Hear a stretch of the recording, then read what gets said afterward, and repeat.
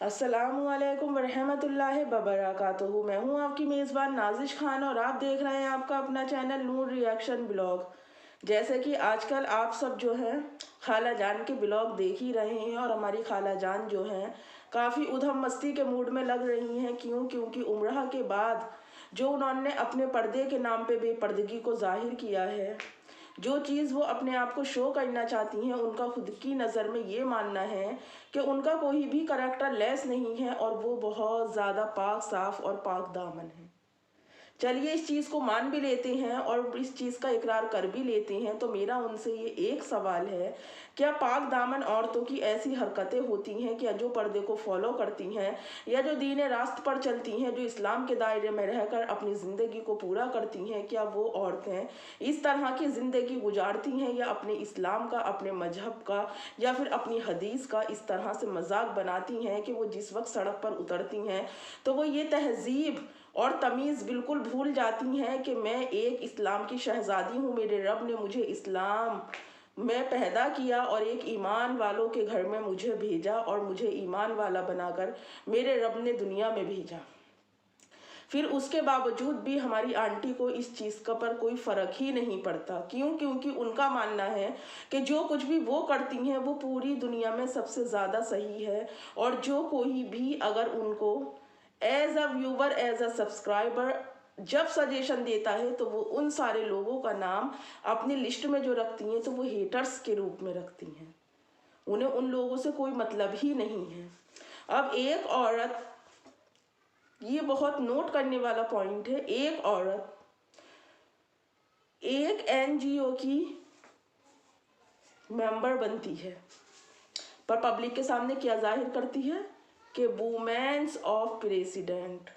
ऐसा लग रहा है जिस तरह से उनका एटीट्यूड उनके अंदर कूट कूट कर आया, जिस तरह से सर झुकाकर वो अपनी बात कह रही हैं, जिस तरह से वो नन्ही बच्ची बनकर लोगों के सामने जाहिर कर रही हैं, तो मुझे ऐसा लग रहा है कि तौबा अल्लाह मेरी, कि ऐसा ना लग रहा आप सबको कि वो किसी सूबे की मिनिस्टर बन गई या फिर किसी रियाया की बात शहजादी बन गई या फिर कहीं की वो जो है चीफ मिनिस्टर बन गई।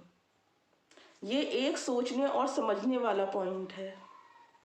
मुझे ये सोचकर और बनाने पाले पर तरस भी आ रहा है कि शीला बाई को जो है वाइस प्रेसिडेंट बनाया औरतों के लिए, बच्चों की मदद करने के लिए, जोक ऑफ द सेंचुरी। क्या इस बात में आपको कोई लॉजिक लगता है? जिस औरत ने दूसरों के हस्बैंड छीने, जिस औरत ने पराए मर्दों के नाम अपने नाम के साथ लगाए, जिस औरत ने उन बच्चों के साथ बुरा किया, आज वो औरत बैठकर औरतों के हक के लिए बात कर रही है। कितने ताज्जुब वाली बात है कि जो औरत अपने ही शौहर, ये भी एक सोचने समझने वाला पॉइंट है कि जब हम किसी के शरे में जाते हैं, जब हम किसी के निकाह में जाते हैं, हमारा आदमी हमारी ज़िंदगी की कुल पूंजी हो जाता है। पर मैं एक बात ये बता दूं, ये कहती हैं कि जो अट्ठानी जी का इंतकाल हो गया, जो अब इस दुनिया में है नहीं, तो ये जो इन्हें एक पेपर मिला है, आप उस पेपर को जाकर नोट भी कर लें। जो इनको एक पेपर मिला है उस पर भी इनके नाम के साथ इनके पुराने मरहूम शौहर का नाम है। जब मरहूम शौहर का नाम इनके नाम के साथ है तो फिर जो इस शौहर के निकाह में है, तो उस शौहर के निकाह में रहकर फिर ये क्या कर रही हैं? जब एक बार मैंने इस चीज़ को कहा था कि आप अलहदगी इख्तियार कर लो, कहीं ना कहीं आप गुनाह की मुस्तहिक बन रही हैं, तो इन्होंने मेरे ऊपर आकर कितनी फप्तियाँ कसी थी, कितनी टॉन मारी थी, कितनी गुफ्तगू की थी। पर खैर छोड़िए, जाने दीजिए, आप इन सब बातों को क्या समझेंगी? क्यों? क्योंकि आपकी मिसाल उस तोते की तरह है जो अपने मुंह ही मियाँ मिट्ठू बनता है। अब ये कहती हैं कि ज़िंदगी अपने तरीके से गुजारो, ज़िंदगी अपनी अंदाज में गुजारो। तो ये कौन सी ज़िंदगी की बात करती हैं? ये अपने कौन से तरीक़ों की बात करती हैं? जिस तरीक़ों पर ये ज़िंदगी गुजार रही हैं, जिस तरीक़ों को ये जी रही हैं, जिन बातों को ये अपनी ज़िंदगी में सबसे ऊपर रख रही हैं, क्या इन्हें इस बात का पता नहीं? क्या इन्हें इस बात का इल्म नहीं कि रब कुरान में इरशाद फरमाता है कि बंदे, हमने तुझे दुनिया में भेजा, किस लिए भेजा? ताकि तू हमारी इबादत कर सके। तुझे एक नफसाती ख्वाहिशात देकर भेजा गया ताकि हम तेरा इम्तिहान लें, तो तू इस इम्तिहान में पार गुजर सके। तभी तो अल्लाह रब्बुल इज़्ज़त ने इस दुनिया को छोड़कर जाने के बाद जो अपने अर्श इलाही पर यानी कि अर्श मौला पर, अर्श वरी पर मेरे रब ताला ने जभी तो पुलसिरात का रास्ता रखा है, तभी तो हम लोग नमाज पढ़कर दुआ करते हैं कि ए रब्बे करीम उस पुलसिरात के रास्ते पर गुजरने में हमारे लिए आसानियाँ फरमा, हमें ईमान वाला बनाकर दुनिया से उठा और हमें ईमान वालों के साथ ही जब हम इस दुनिया में रहें तो ईमान वालों के साथ रहें, और जब उस दुनिया में भी हमें हमारी कब्र के अंदर उठाया जाए तो हमारा आस का और पास का जो भी पड़ोस हो वो भी ईमान वाला हो।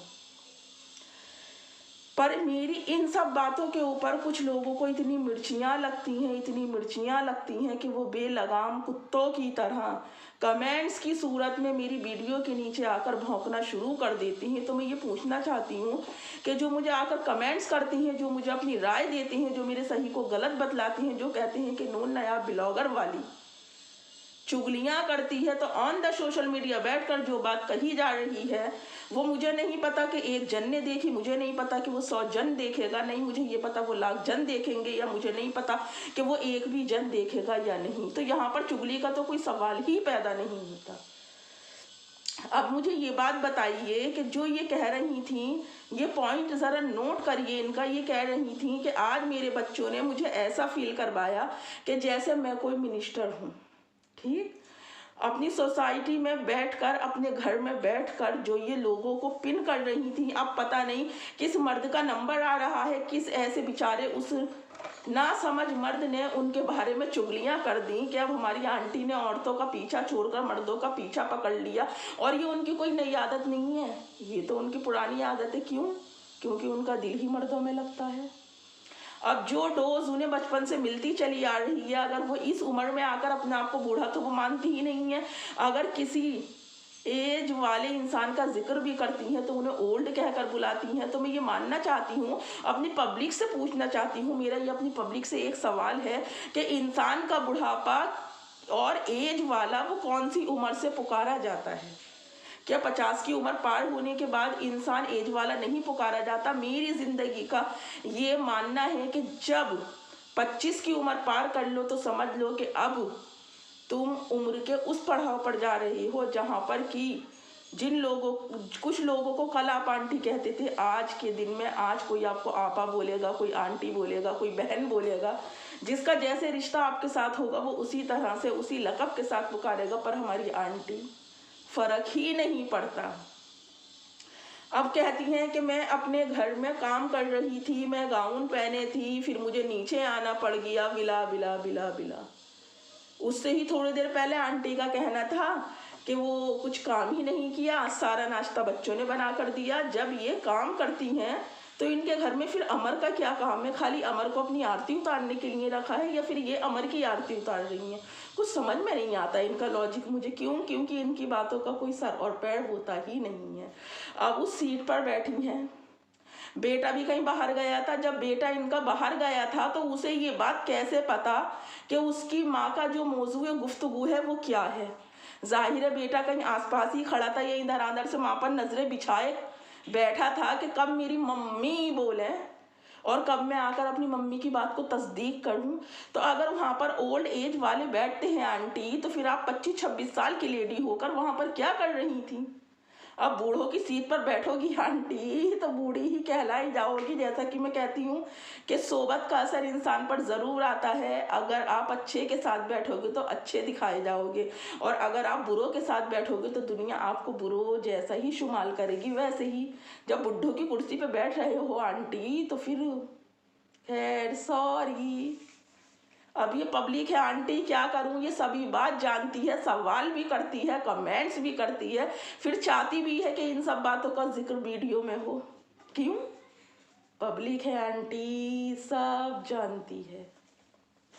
पर आप जो अपनी जिंदगी का निज़ाम बनाकर चल रही हैं, एक तरफ मक्का मुकर्रमा में खड़े होकर कहती हो ये ज़िंदगी छोड़ दूंगी, अल्लाह मेरी तौबा है, यहाँ तक के आंसू लेकर आती हो आप, और दूसरी तरफ घर आने के बाद जो आप अपनी ज़िंदगी का रुख दिखाती हो, गैर महरमों में ना खड़ा होने वाली, बात करने वाली आज हमारी शीला बाई बाकायदा मर्दों से अपने कंधों पर थपकी लेती है, बाकायदा मर्दों के हाथों से फूलों का गुलदस्ता लेती है। तो एक बात बता दूं आंटी, जो गुलदस्ता आपको इज्जत से मिला करे उसी गुलदस्ते को लेकर वीडियो बनाया करो, ना कि टेबल से उठाकर अपने हाथ में लेकर वीडियो बनाने के लिए मत गुलदस्ता उठाया करो। आप तो वैसे भी आंटी फूलों की शौकीन कम और भंवरों की शौकीन ज़्यादा लगती हो मुझे, बुरा मत मानिएगा। और कोई आकर मेरी वीडियो में ये भी नहीं कहे कि आप उनके बारे में क्यों बोल रही हो, क्यों, क्योंकि मैं तो बिना नाम के, बिना बात के, बिना किसी पहचान के बोल रही हूँ। अब समझने वाला समझता है तो वो समझ जाए, क्योंकि ये बात मैंने अपनी आंटी जी से ही तो सीखी है, जब वो कहती हैं कि मैं पर्दों के अंदर सुराख नहीं करती। ये खुद तो पर्दा करती नहीं है, पर जो दूसरा पर्दा करता है ना, तो ये उस पर बराबर फेंक फेंक कर मारती हैं। जैसे अभी अपने 1-2 दिन पहले के ब्लॉग में कह रही थी कि नींबू डालने से फैट हल्का होता है। अब मुझे ये नहीं पता कि दिमाग नींबू खाने से पतला होता है, या फिर मैंने तो आज तक भी ये नहीं सुना कि दिमाग भी पतला होता है किसी तरह की कोई चीज़ करने से। क्या दिमाग भी उतरता बढ़ता है, दिमाग भी मोटा और पतला होता है? या मेरी ऑडियंस मुझे इस चीज़ को बताना ज़रूर, मुझे इस बात को ज़रूर बताना और ज़रूर मुझसे इस बात का जिक्र करना। अब देखिए सोफे पर बैठी हैं, अल्हम्दुलिल्लाह 2 BHK फैलकर हमारी आंटी जी का 5 BHK होने में लग रहा है ज़्यादा टाइम नहीं लेगा। क्यों? देखो पर्दा किस चीज़ का होता है, बालों का, और वही कंधों पर इनके पट्टे बाल, जैसे वो लगती हैं पट्ठोबाजनी, बिल्कुल वो पट्टे बाल लेकर हमारी आंटी सर पर वो बना लगा कर, आंटी साहब पर्दा कहती हो, ये पर्दा होता है? इस्लाम कहता है आपको ऐसे पर्दे करने की इजाज़त है? नहीं है। पर जो लोग मुझे यहाँ पर आकर ज्ञान बांटते हैं वो प्लीज़ जाकर उन्हें भी समझाओ। और देखिए अभी भी मेरा गला बहुत ख़राब है, मुझसे अभी ज़्यादा बोला नहीं जा रहा है, पर क्या करूँ, मेरी जो फैमिली है वो मुझे बहुत ज़्यादा मिस कर रही थी, बहुत ज़्यादा परेशान थी मुझे लेकर। इसीलिए मैं चाहे 2-3 मिनट का ही वीडियो डालूं, पर इंशाअल्लाह मैं जब तक मेरे अंदर सांस है तब तक मैं डेली वीडियो डालूंगी, और आप मुझे ऐसे ही प्यार देते रहें। नेक्स्ट वीडियो में फिर मुलाकात होगी, तब तक अपना और अपनों का ढेर सारा ख्याल रखें और मुझे भी अपनी दुआओं में याद रखें। अल्लाह हाफिज़। ये पब्लिक है आंटी, सब जानती है।